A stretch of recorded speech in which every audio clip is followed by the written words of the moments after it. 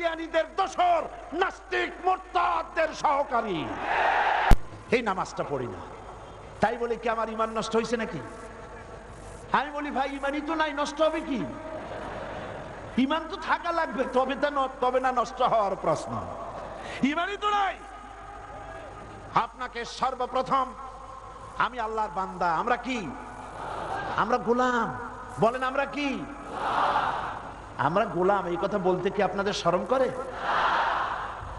আমরা গোলাম, তবে সেই গোলাম কোন পীর সাহেবের না, সেই গোলাম পৃথিবীর কোন খাজা বাবার নয়, সে গোলাম কোন মন্ত্রীর নয়, সে গোলাম কোন প্রেসিডেন্টের নয়। আমরা গোলাম বিশাল আকাশের মালিক, বিস্তীর্ণ জমিনের মালিক, কুল কায়নাতের মালিক আল্লাহ রাব্বুল আলামিনের গোলাম। চিল্লায় বলেন।